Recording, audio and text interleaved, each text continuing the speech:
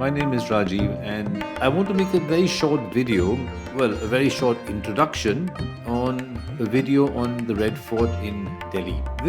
I went to Shahjahan. I visited the Red Fort on the 16th of March. I had bought a book by a lady on the architecture of the Red Fort, and she was conducting a walk, explained the little bit about the history and the architecture of Red Fort. Getting in was a pain in the neck. I have to say it was a real pain in the neck. The walk itself was shorter than I expected, but I got a few good tips and ideas from the lady. I will add a link at the bottom of this video to her book, and that will be my Amazon affiliate link, so forgive me for that. I mentioned before that the Emperor Shah Jahan built the Red Fort, and I believe that his building of the Red Fort represented the pinnacle or the peak of the Mughal power and prestige. Several years later, his younger son, Aurangzeb, put him in jail, killed his brothers, and took over the kingdom. Aurangzeb's death in 1707 started a chain of events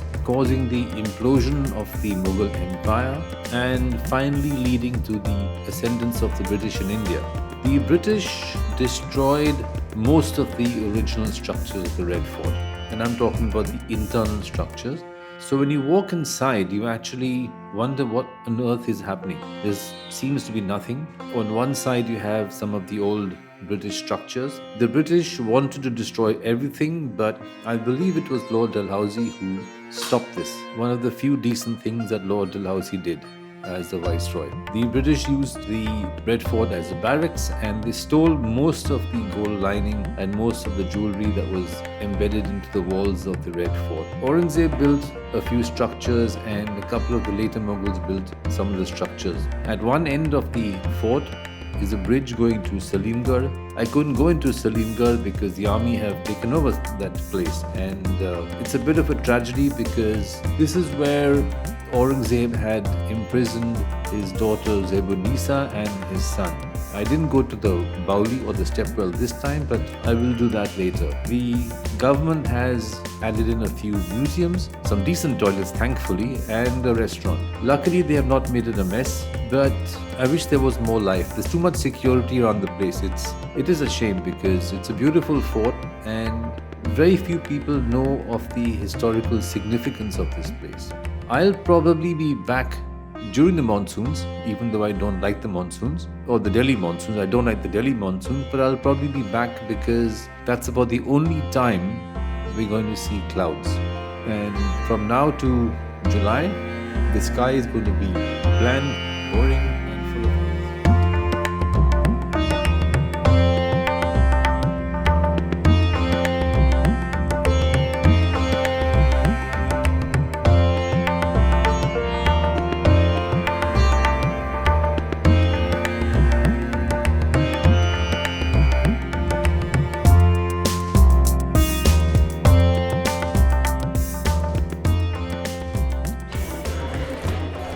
Hi, I'm Rajiv, and I'm finally inside the Red Fort, and the objective of coming here today was to do a first re-exploratory walk along with another group, and damn, it was such a pain getting inside here. For one, the government of ours has made it difficult. I reached gate number 1 at 9:30, which was our agreed meeting time. I was coming here as part of a walk by an architect, and so I walked in and they sent me to gate number 2, which is a kilometer away. So I walked down there. Then the man refused to give me a ticket because he didn't have change. The whole process of paying via the QR code was irritating. They wanted all sorts of details. I don't know why. And then I walked back, and you aren't allowed to take your bags inside, huh? Okay, so you aren't allowed to take your bags inside. So I took I retrieved my camera, I retrieved my GoPro, I left the book inside my bag, and came in through the security, and I discovered that the group is outside. Well, I'm inside now. So here we are. They have made a few changes. They have commercialized it a little bit. Luckily, they haven't made the commercial aspect ugly. Not yet. They have a cafe here, Cafe Delhi Light, which is good. So, and they have a museum, I think, so, some sort of a museum dedicated to, I don't know, maybe Subhash Chandra Bose. I don't know why, because he has nothing to do with the book.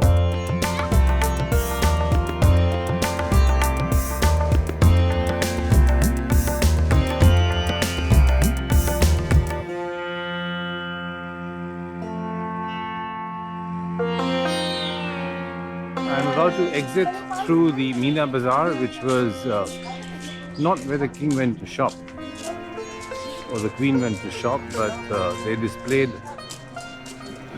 some of the best items in the empire, and some of these were given as gifts, and I'm sure there was some shopping anyway.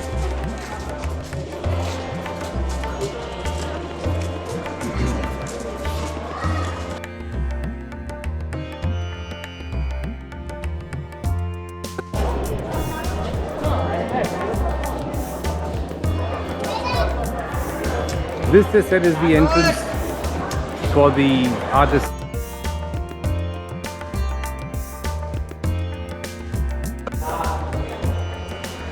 Okay, this is where Shah Jahan, or the memory of Shah Jahan, and his throne meets the ugly sensibilities of us in modern India. I don't know who's calling me, but I'm going to ignore the call. Well,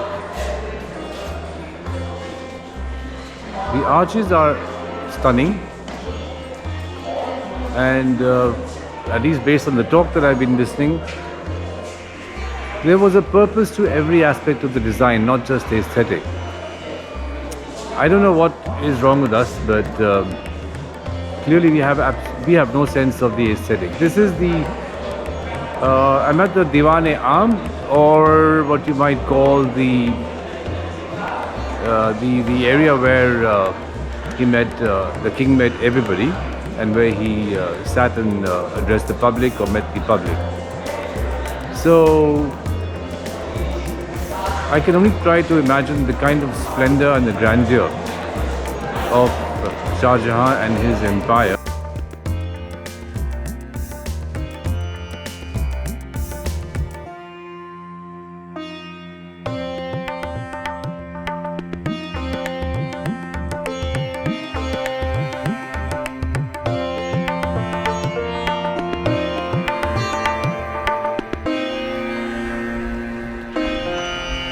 लेकिन मुगलों में ये नहीं था कि वो अपने भाई को मार दे, वो सिर्फ शाहजहां ने किया, बाकी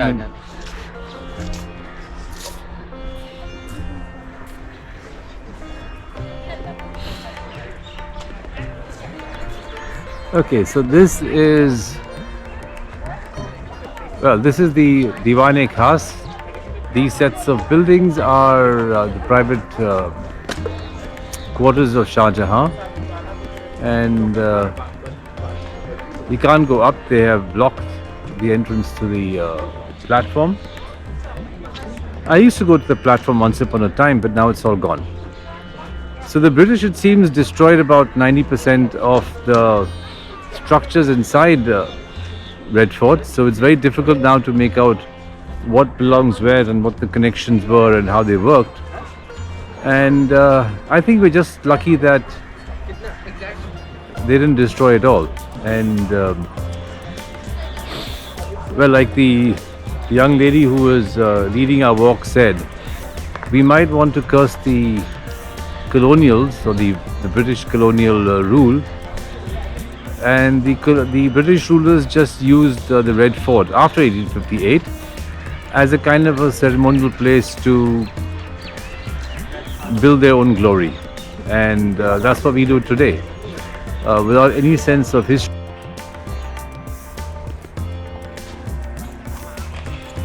Okay, so that's the Diwan-e-Khas, where well, he received special guests, and I'm not sure what this is. Let's see. This is the Moti Masjid, I'm now approaching the Moti Masjid. This apparently, or so the sign says, is the royal bath, which they call the hammam.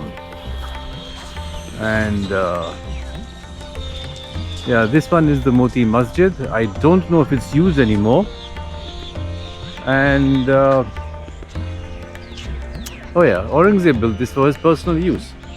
And he built this because then it wouldn't take him too much time to walk from his private chambers to the place of worship.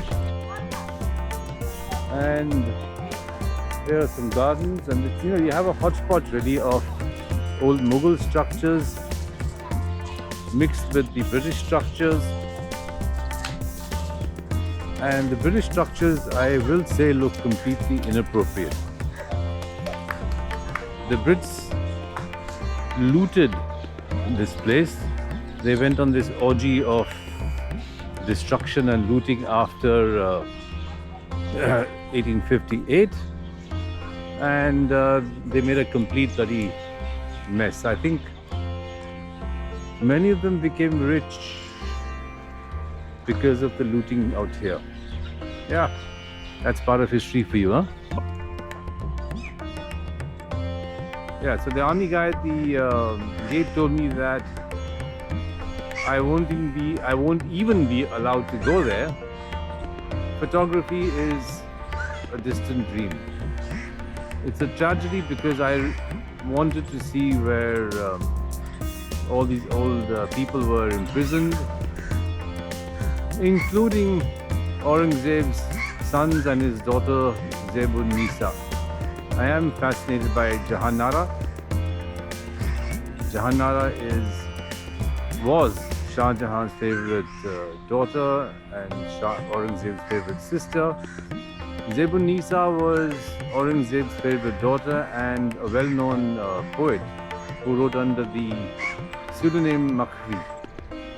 This here is the entrance to Salimgarh fort, and it's probably the closest I'm going to get to the old fort, where many people were put into prison, including Aurangzeb's sons and his daughter Zeb-un-Nisa. But the army guy at the entrance told me that I'm not even allowed to go there.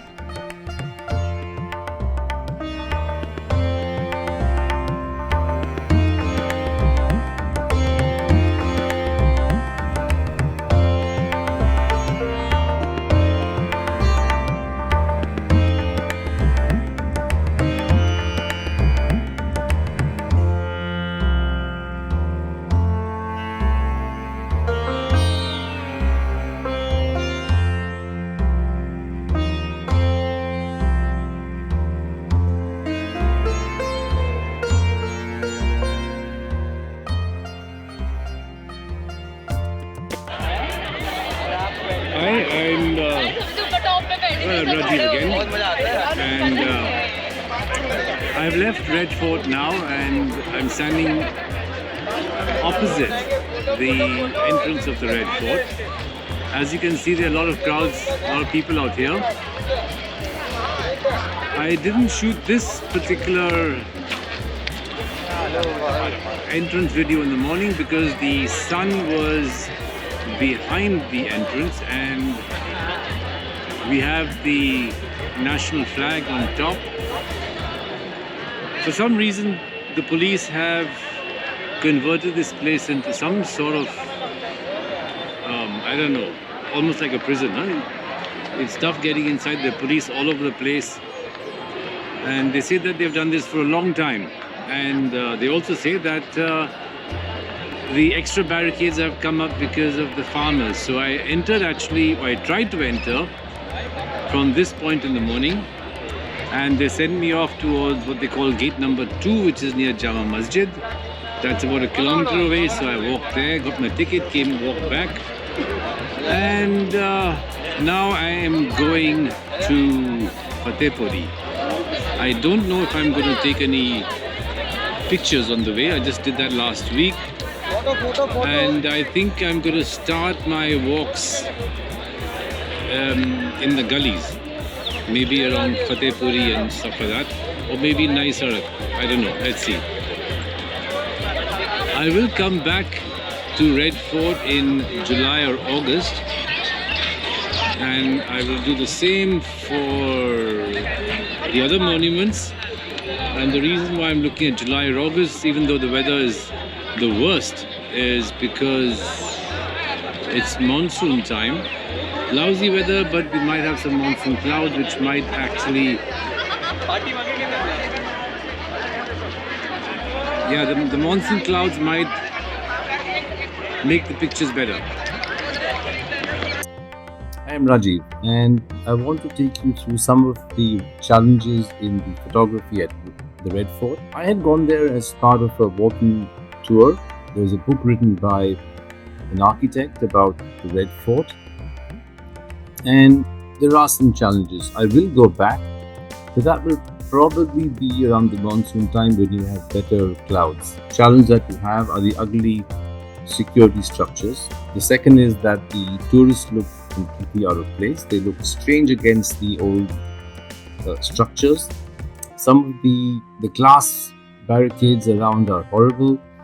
The buildings are placed in clumps. That's just a part of life. And then of course you have wide open spaces, and finally Salimgarh is out of bounds. Now I'm taking you through a few of the slides.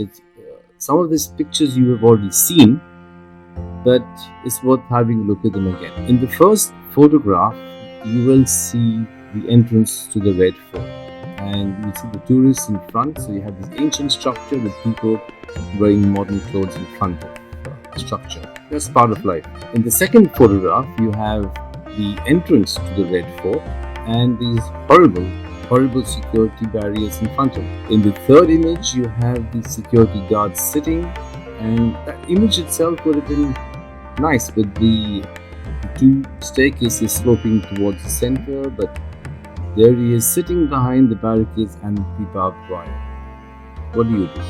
The British had destroyed about 90% of the structures, and what you have is about 10% of the structures which don't seem to fit in any pattern. It's something again which you have to look at and photograph each structure independently.